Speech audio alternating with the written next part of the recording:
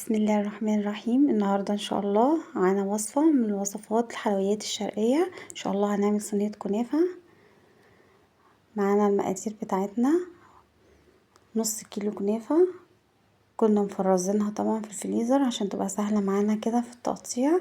انتي لو هتعمليها صبحة يعني في نفس اليوم ممكن تضربيها في الكبة، لكن الافضل ان انتي تحطيها في الفريزر شوية عشان تطلع معاكي سهلة كده وانتي بتقطعيها وتتفرج بكل سهولة معاكي.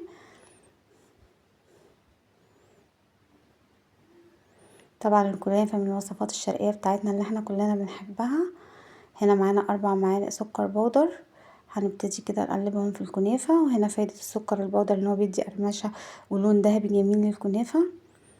بعد كده هننزل عليهم بنص كوباية سمنة مسيحينها وتكون دافية شوية، وهنبتدي بقى نشرب كده الكنافة في السمنة كده مع السكر.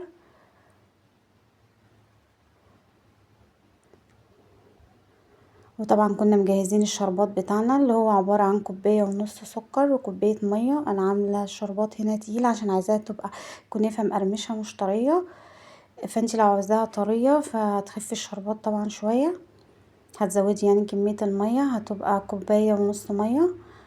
هنا بقى هنبدأ نكبس الكنافة بتاعتنا كويس في الصينية بتاعتنا.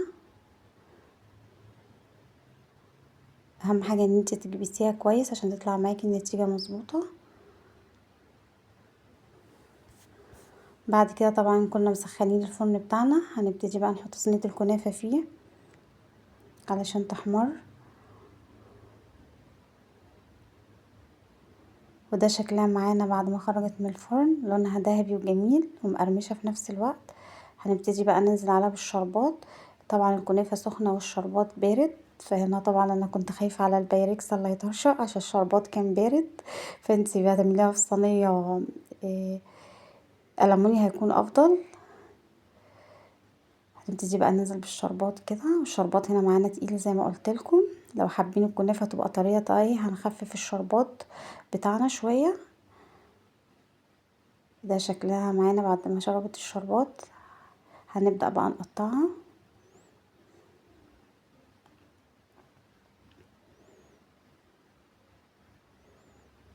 طبعا هي كانت معانا هنا لسه سخنه، انتي ممكن تسيبيها تبرد شويه.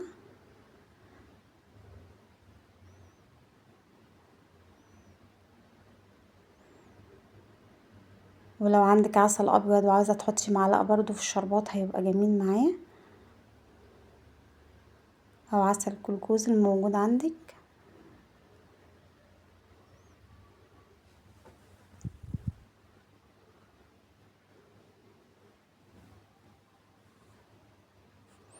وده شكلها معانا ذهبي ومقرمشه وجميله وفي نفس الوقت مش ناشفه جامد.